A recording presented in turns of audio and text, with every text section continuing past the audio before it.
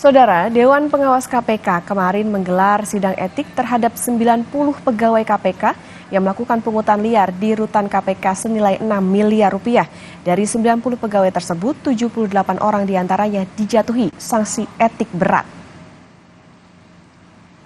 Dalam sidang etik ini, Dewas KPK membagi menjadi 3 kelompok dalam persidangan. Dari 90 pegawai yang menjalani sidang, 78 orang diantaranya dijatuhi sanksi etik berat berupa permintaan maaf secara terbuka. Sedangkan 12 lainnya diserahkan kepada Sekjen Lembaga Anti Rasuah untuk diberikan sanksi berikutnya. Sebab 12 pegawai ini sudah melakukan pungli sebelum terbentuknya Dewan Pengawas KPK.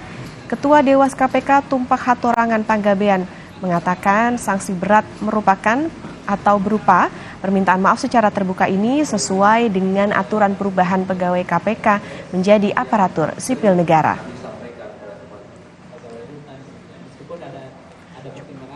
Dewan Pengawas telah menyidangkan kasus yang berhubungan dengan dugaan pelanggaran etik yang dilakukan oleh pegawai KPK, khususnya para petugas rutan KPK.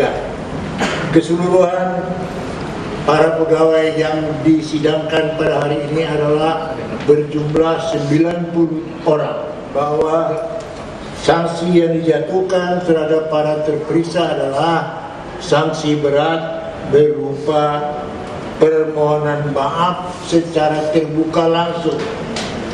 Jadi ada dua, satu mengenai putusan yang berhubungan dengan penjatuhan sanksi berat. Sebagaimana yang saya sampaikan tadi, ada berjumlah 78 terperiksa. 12 orang diantaranya adalah keputusannya menyerahkan kepada Sekretariat Jenderal KPK untuk dilakukan penyelesaian selanjutnya.